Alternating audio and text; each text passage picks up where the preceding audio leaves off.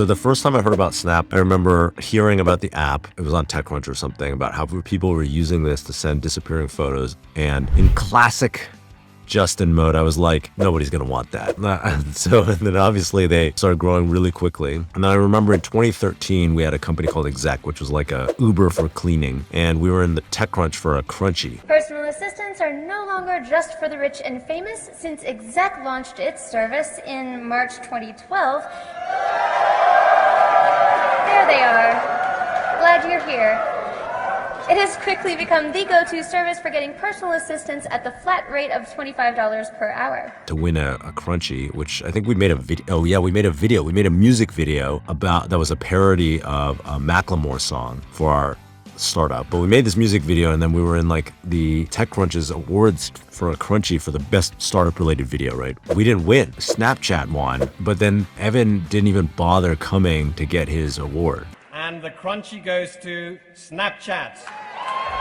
Accepting the Crunchy on behalf of Snapchat is Even Spiegel and Bobby Murphy. A few moments later. Maybe a bigger round of applause?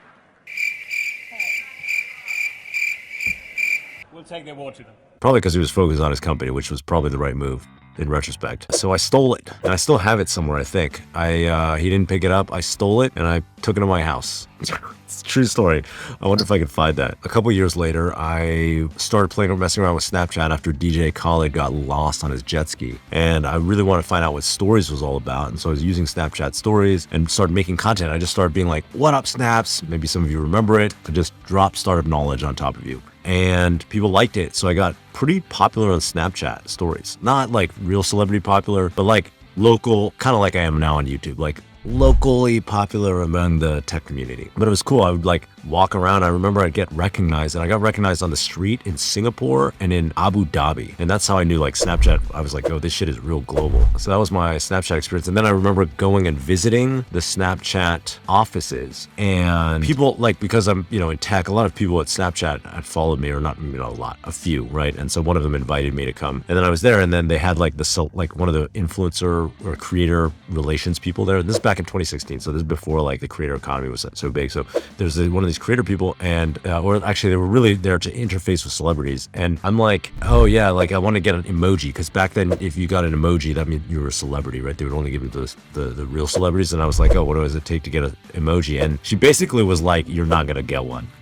And then I stopped using Snapchat. Uber. Oh, Uber's a good one. So I got pitched Uber. So I knew Garrett Camp from his Stumble Upon days, and I remember going to this Parable party at the office of, I think it was HeyZap, which was a company started by Ahmad Akund, who's a friend of mine and the founder of Mercury, which is now this unicorn banking startup. But before that, he was the founder of this company, HeyZap. And HeyZap was like some sort of gaming company, like social gaming company. And they had a party, and it was like a typical Silicon Valley party. This was like 2009, 2010, something like that. It was like from the movie, or like from the show Silicon Valley. It's just like a bunch of dudes in a bright office drinking beer. And so I remember I saw Garrett, and I was like, hey, what's up? And he's like, oh, I'm working on something new. And then he was there with Travis, and I was like, oh, what is it? And then they were like, oh, it's on stealth mode. Can't tell you. And I was like I was thinking like, okay, I don't really give a shit. So let's talk about something else. And then they like came out with Uber. I don't know if you remember this, but like, so in San Francisco, it was impossible to get a cab. Like I remember one time a friend of mine who will go unnamed basically got in a fight over a cab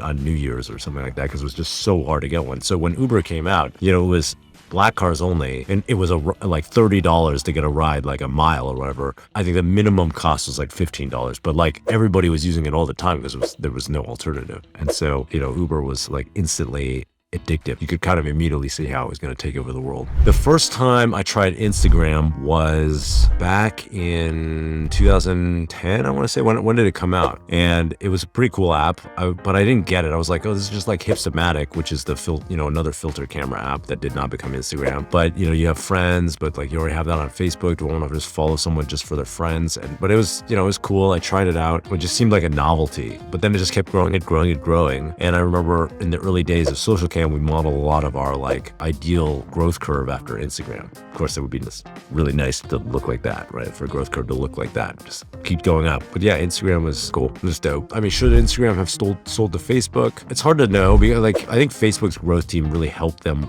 scale it a lot. Like they weren't that big when they sold. They were like 10 million MAU. So it's always hard to know what would have happened. Obviously, it did run under the founders for a long time inside of Facebook. So I do think that they, probably have what it took to grow it as an independent company. But, it's hard to know because that's not very helpful to the aspiring founder out there. Never sell. Never sell. I feel like Facebook really built that company. It's hard to know that it would have turned out the same if Facebook hadn't bought it. The first time I saw Spotify was, it was a downloadable desktop app, and I just didn't really think very much of it. I thought like music is a terrible industry to be in, and the labels are going to end up owning all of this company, which turned out like it wasn't that true. Like Spotify became, by creating the subscription, it really increased the amount of money that people were spending on music, I think. It's it worked out a lot differently than I thought, although, still a hard business comparatively, which I think is, it's within all these content companies. I mean, it's similar to Twitch and Netflix. Like you eventually want to start creating your own content in order to control your cost of goods. So, and that's why Netflix has Netflix originals, right? Is they've invested in content, or Amazon Prime has, because they want to control their costs, because otherwise, if you're dependent on other people's content, they're just going to raise the cost until they extract all your margin. So I think that's one of the lessons of Spotify. And I'm surprised they haven't done that for music. They've probably been more afraid to piss off the labels with music. They have some Spotify singles, I think. If I was Spotify, I would be like, how do I sign up and coming artists fast and then just like release all their music, and own the rights to their music and promote them. But they haven't done that probably because they don't want to piss off their existing partners. But they're doing that with podcasts, right? So they're buying all the podcast companies because podcasts is a little green field. There's not the same dynamic with partners. So that's the interesting thing about Spotify.